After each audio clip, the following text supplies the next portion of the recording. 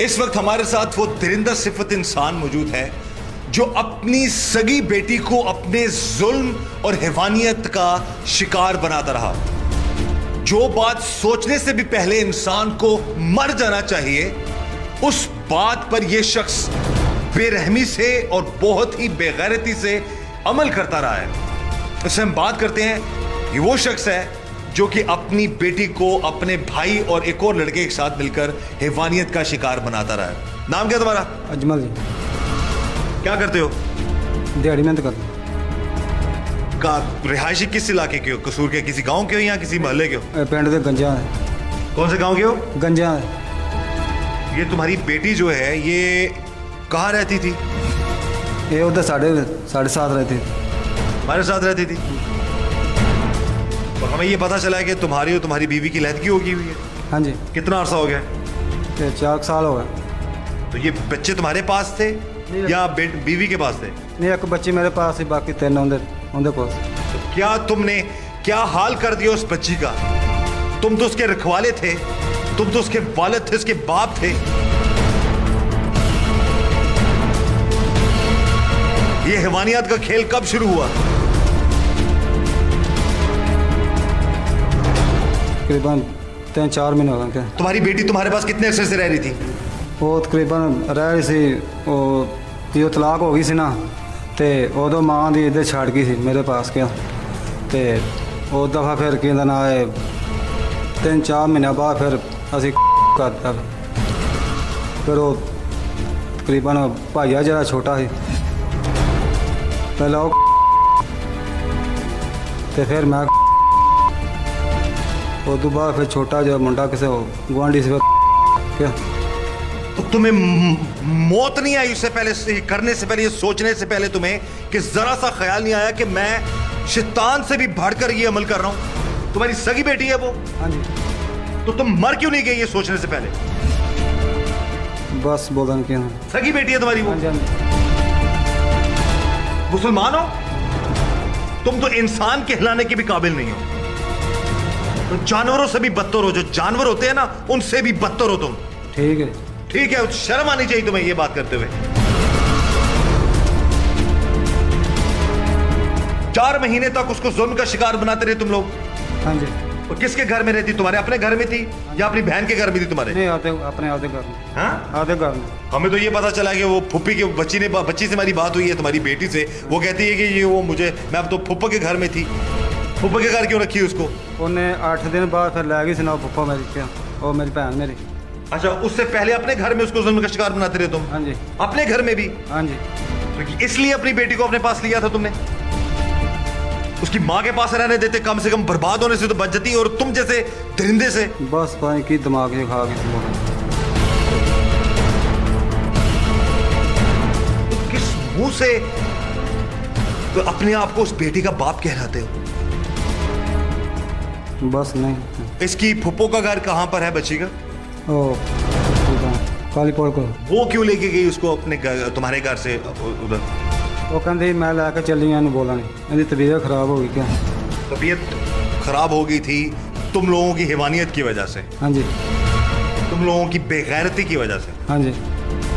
किस तरह ये, मुझे तो हैरत हो रही है इस शख्स की बातों पे, इस शख्स की हालत पे, कि कितना ये घटिया शख्स है कि बड़े हर चीज का वो जवाब जो है इतनी बेखौफी से और बेहिसी से दे रहा है। नदामत का एहसास जरा सा भी इस पे नहीं आ रहा कि थोड़ी सी बंदे को नदामत हो या बंदे को शर्मिंदगी हो। और एक बार नहीं, बारहा ये उस अपनी ही बेटी को जुल्म और हैवानियत का शिकार बनाता रहा ये शख्स। और ये हमारे मुआशरे का अलमिया है ये लोग। और गांव वालों को भी पता था इस सारे मामले का कि घर इस बच्ची के साथ इस घर में इतना जुल्म होता है। और उस पूरे गांव वालों की भी जिम्मेदारी बनती है कि अगर ऐसा जुल्म हो रहा था तो उनको चाहिए था कि वो रोकते, वो बताते, पुलिस को इन्फॉर्म करते। ये तो बच्ची खुद भाग के अपने नाना के पास आई तो पुलिस को पता चला और पुलिस ने फिर कार्रवाई की है। यार तुम कौन लोग हो? इंसान हो ये जानवर हो तुम लोग? ये शैतानों का तुम्हारा खानदान है? कौन लोग हो तुम?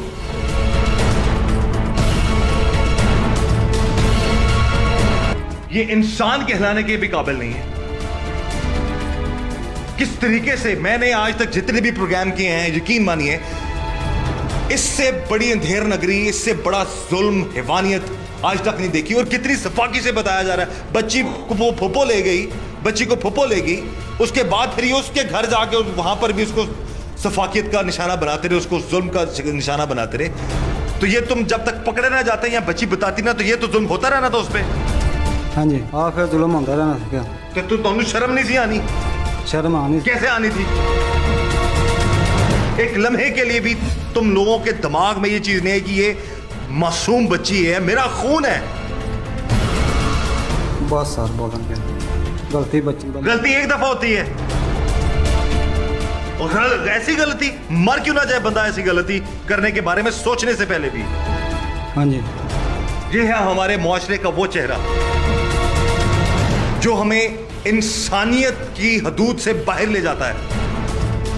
हम इंसान बल्कि जानवर कहलाने के भी लायक नहीं, ऐसे लोगों की वजह से जो हमारे मुआशरे में इस तरह की अंधेर नगरी करते हैं। तुम्हारे खानदान वालों को पता था, सबको, तुम्हारी बहन को भी पता था, सबको पता था ये जुल्म कर रहा है, तो तुम्हें रोका क्यों नहीं किसी ने?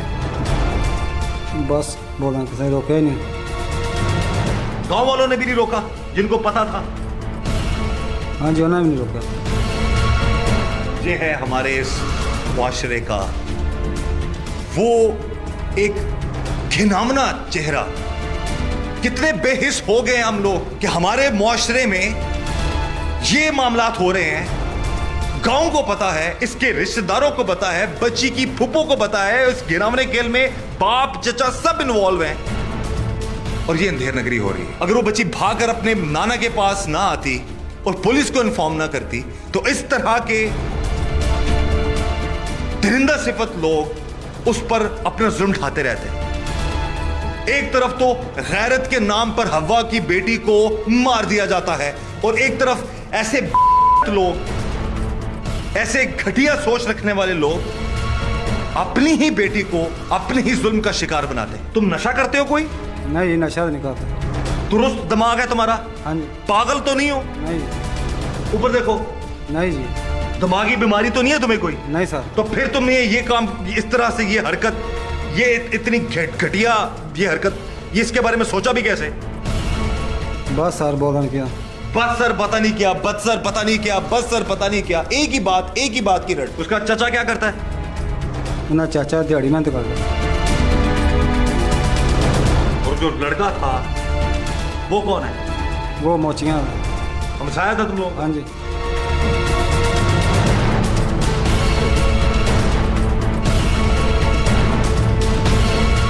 ये मुझे तो लगता है कि जी इनका पूरा इलाका जो है या इनका खानदान जो है, ये सारे का सारा जो है, ये टोटली नेगेटिव माइंडेड ये लोग हैं, बड़ी घटिया सोच के ये लोग मालिक हैं, और इंसानियत नाम की चीज इनमें नहीं है। बाप भी इस पूरे इस मकरूह काम में, इस घिनौने फेल में ये शामिल रहा, और अब ये उस लड़की का चचा है, और ये वो लड़का है जो हमसाया था इन लोगों का, जिसके वालिद ने बताया कि ये भी इस घटिया फेल में शामिल रहा है। क्या नाम है तुम्हारा? अमजद। क्या लगती है वो बच्ची तुम्हारी? भतीजी। हाँ भतीजी। तो ये सारा जो घिनौना खेल है तुम लोग खेलते रहे हो, ये कब से चल रहा था सिलसिला? इसको गांव से, शहर से गया से 4 महीने हो गए। आप लोगों के पास रह रही थी ये? हाँ जी। तुम्हारे भाई का तुम्हें पता था ना ये इतना घटिया काम कर रहा हो, तुमने भी वो काम किया है, मर क्यों नहीं गया तुम लोग ये सोचने से भी पहले? भाई इसको पता ही नहीं था ऐसे। सजा चाहते हो या माफी चाहते हो?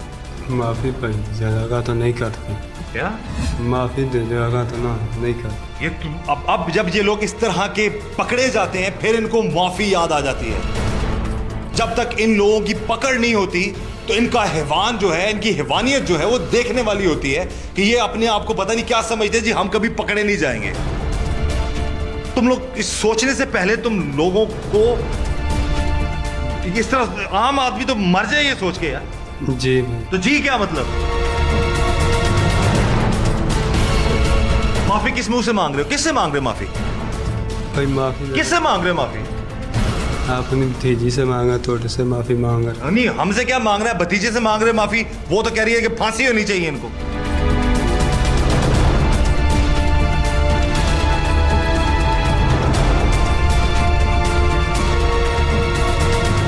तुम्हारा क्या नाम है? आदम। तुम क्या करते हो? फैक्ट्री में काम किधर रहते हो तुम? शहर गांव में रहते। नहीं, इनके हमसाए हो? हाँ जी, क्या घिनौना फेल और क्या जुर्म करते रहे हो तुम इनके घर जाके? उसके साथ ज्यादा करता हूँ। तो इसके बाप और भाई का तुम्हें पता था ये ऑलरेडी उसके साथ जुल्म कर रहे हैं? नहीं हाँ?